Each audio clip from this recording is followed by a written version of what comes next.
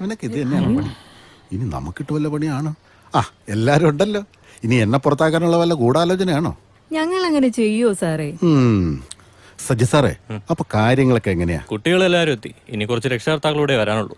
ഞാൻ പോയി നമ്മുടെ സുദർശൻ സാറിനെ ഒന്ന് കണ്ടിട്ട് വരാം. നിങ്ങൾ അങ്ങോട്ട് വയ്ക്കും. ശരി സാർ. അർജുന്റെ ചേട്ടനാണല്ലേ? ഹായ് ചേട്ടാ. അവൻ എപ്പോഴും ചേട്ടനെ കുറിച്ച് പറയും. Actually I am a big fan of you. Vinayan, Rajesh, Adithyan, Lakshmi, Vinod.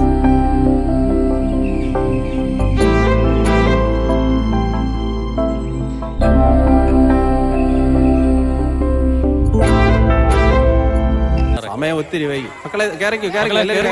പെട്ടെന്ന് സമയം നിങ്ങൾ പെട്ടെന്ന് ഓടിപ്പോ. വിടല്ലേ, നോക്കി കയറി. സൈമ ഇവരെ അങ്ങ് കയറ്റി. പെട്ടെന്ന് കുട്ടികളെല്ലാരും ഉണ്ടോ നോക്കിയേ സാറേ. ശരി, വാ സാറേ. ഏയ് വരുന്നില്ലേ? വാ. സമയം എല്ലാരും ഉണ്ടല്ലോ. എവിടെ പോയതാ? കേറിക്കോ. എല്ലാരും കേറിയല്ലോ അല്ലേ? അങ്ങോട്ട് നീങ്ങിയിരുന്നേ. ഒരുപാട് സതീഷ ഒന്ന് പെട്ടെന്ന് പോണേ.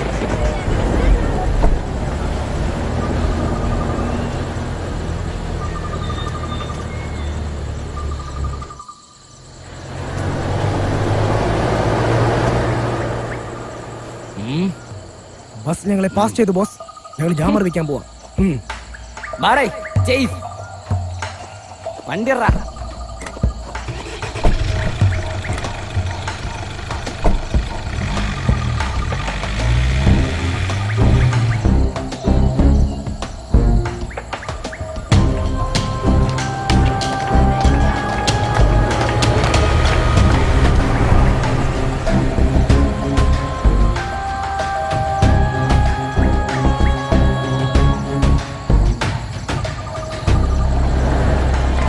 സതീഷേ, നമ്മളിനി സ്കൂളിലേക്ക് എത്താൻ എത്ര സമയം എടുക്കും?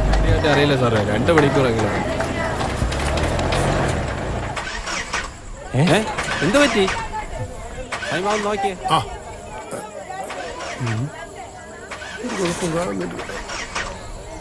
എന്ത് പറ്റിയതാണോ വണ്ടിക്ക്? വണ്ടി ബ്രേക്ക് ഡൗൺ ആയി ചേട്ടാ. ഇനി മെക്കാനിക്ക് വന്നാലേ എടുക്കാൻ പറ്റും. സാറേ, വണ്ടി ബ്രേക്ക് ഡൗൺ ആയി. ഇനി ഏതെങ്കിലും മെക്കാനിക്ക് വന്നാലേ വണ്ടി എടുക്കാൻ പറ്റൂ. ഈ നേരത്തിന് ഏത് മെക്കാനിക്ക്? ഹലോ ബോസ്, പ്ലാൻ ചെയ്തതിലെ ബസ് ബ്രേക്ക് ഡൗൺ ആയിട്ടുണ്ട്. നമ്മൾ ജാമർ വെക്കാൻ പോവാം. Okay boss. എടാ മച്ചാനെ, വണ്ടി എടു.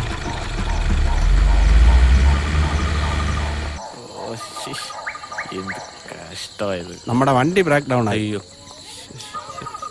ചെയ്യാ. സമയവും വൈകി. കാട്ട് ഏരിയ ആയി പോയല്ലോ. ഈശ്വര, ഒരു വണ്ടി വരുന്നുണ്ട്. ഒന്ന് നിർത്താൻ പറയോ? ഒന്ന് നിർത്തണേ. വണ്ടി നിർത്തടേ. എന്ത് പറ്റിയതാ ചേട്ടാ? ഞങ്ങളെ വണ്ടി ഒന്ന് ബ്രേക്ക് ഡൗൺ ആയി. ഒന്ന് ഹെൽപ്പ് ചെയ്യാം. പിന്നെന്താ വിനീഷ, ഒന്ന് നോക്കണം. ഈ വണ്ടിയാ കുട്ടികളൊക്കെ ഉള്ളതാ. ഒരു മെക്കാനിക്കിനെ കിട്ടിയ എന്താ ഈ തലയിൽ കിട്ടും? അത് ഞങ്ങളിപ്പോ പ്രോഗ്രാം കഴിഞ്ഞിട്ട് പറഞ്ഞ വഴിയാണ്. രാവിലെ എടുത്തപ്പോ കുഴപ്പമൊന്നുമില്ലായിരുന്നോ? ചിലപ്പോ പുറകിലായിരിക്കും പ്രശ്നം. ഞാൻ നോക്കി തരട്ടെ സാറേ. ഞാനൊന്ന് പുറകിൽ പോയി നോക്കിട്ട് വരാം.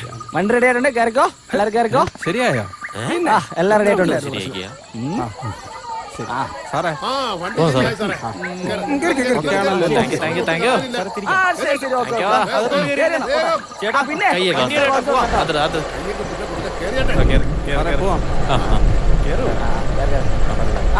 ഒരുപാട് വൈകി.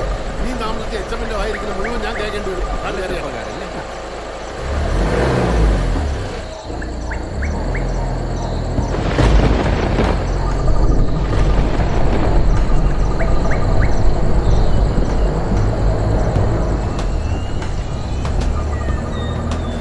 സാറേ, സമയം ഒരുപാട് വൈകി. ഞാൻ സ്കൂളിലേക്ക് ഒന്ന് വിളിക്കട്ടെ. ശരി.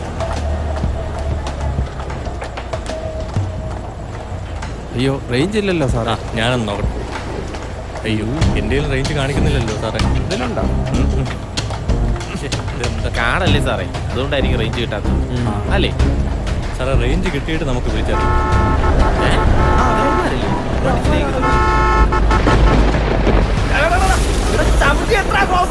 ഇവന്മാരെന്തിനാ വണ്ടി വിടുന്നു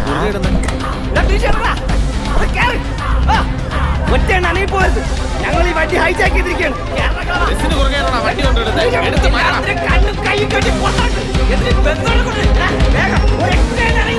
ഞങ്ങൾ ഈ വണ്ടി ഹൈജാക്ക് ചെയ്തിരിക്കുകയാണ്.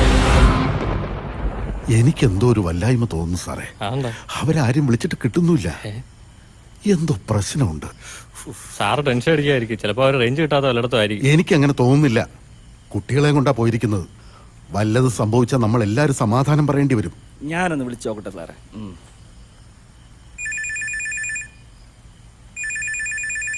അവരായിരിക്കുന്ന തോന്നുന്നു. ഹലോ ഹലോ, വിക്ടറി എച്ച് അല്ലേ?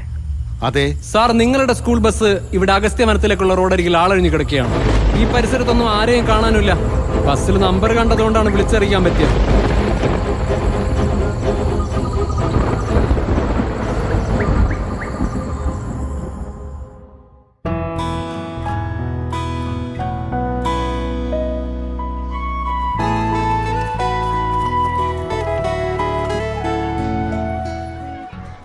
ഇന്ന് പല സർക്കാർ സ്കൂളുകളും പൂട്ടിക്കൊണ്ടിരിക്കുന്ന അവസ്ഥയാണ്.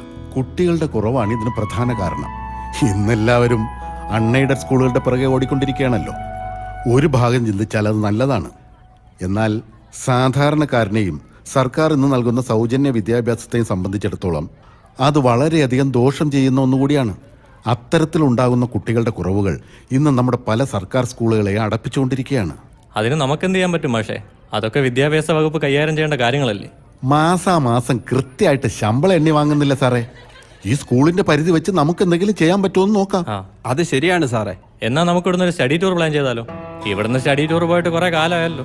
നമുക്കൊരു ടെസ്റ്റ് നടത്തി അതിൽ ഏറ്റവും കൂടുതൽ മാർക്ക് വാങ്ങുന്ന കുട്ടികൾ ഉൾപ്പെടുത്തിയ ഒരു 1 ഡേ ടൂർ ആയാലോ? അത് നല്ലൊരു ആശയമാണ്. ഇനി മറ്റാർക്കെങ്കിലും എന്തെങ്കിലും സജഷൻസ് ഉണ്ടെങ്കിൽ പറയാം. സാറേ, ഞാൻ എൻ്റെ ഒരു അഭിപ്രായം പറയാം. ഇപ്പോൾ കേരളത്തിലുണ്ടായ പ്രളയവും അനുബന്ധ കാര്യങ്ങൾ നമുക്കറിയാമല്ലോ. ഇനി വരാൻ പോകുന്നത് വലിയ വരൾച്ചയാണ്. ഇതിന് കാരണം എന്താണ് സാറേ? നമ്മൾ പ്രകൃതിയെ അമിതമായി ചൂഷണം ചെയ്യുന്നത് കൊണ്ടാണ്. അതുകൊണ്ട് ഈ ടൂർ കുട്ടികൾക്ക് പ്രകൃതിയെ സംരക്ഷിക്കണമെന്ന് സന്ദേശം നൽകുന്ന ഒന്നായാൽ, അല്ലെങ്കിൽ അത്തരത്തിൽ അവരെ ബോധവൽക്കരിക്കുന്ന ഒന്നായാൽ അത് തീർച്ചയായും ഗുണകരമാകും. അത് ശരിയാണ് സാറേ. അങ്ങനെയാണെങ്കിൽ ഇവിടുന്ന് 80 കിലോമീറ്റർ അകലെ അഗസ്ത്യവനം എന്നൊരു വനപ്രദേശമുണ്ട്. നല്ല പ്രകൃതി രമണീയമായ സ്ഥലമാണ്. നമുക്ക് കുട്ടികളെ അവിടെ കൊണ്ടുപോയി ഒരു ബോധവൽക്കരണ ക്ലാസ് എടുക്കുകയും കുറച്ച് വൃക്ഷത്തൈകൾ നടുകയും ചെയ്താൽ അത് അവർക്കൊരു ബോധവൽക്കരണം ആവും സാറേ. സാർ എന്തായി പറയുന്നത്? ഈ പിള്ളേരെയും കൊണ്ട് ആര് പോകാനാ? ഈ പ്രായത്തിൽ കണ്ട കാട്ടിലൂടെ പിള്ളേരുടെ പുറകെ ഓടി കിടക്കാൻ ആരെ കൊണ്ടാവുക? സാറ് കുറച്ച് പ്രാക്ടിക്കലായി ചിന്തിക്കുക. അത് ശരിയാണ് സാറേ. നമുക്കൊരു കാര്യം ചെയ്യാം. എല്ലാ അധ്യാപകരും വരണമെന്ന് നിർബന്ധമില്ല. താല്പര്യമുള്ള 2 3 പേർ വരട്ടെ. കൂടെ രക്ഷകർത്താക്കളെ ഉൾപ്പെടുത്താം. അത് നടക്കില്ല സാറേ. കുട്ടികളെ കൊണ്ട് ഇതേപോലുള്ള കാട്ടുപ്രദേശത്ത് പോകുമെന്ന് വെച്ചാ നടക്കില്ല. എന്തുകൊണ്ട് നടക്കില്ല?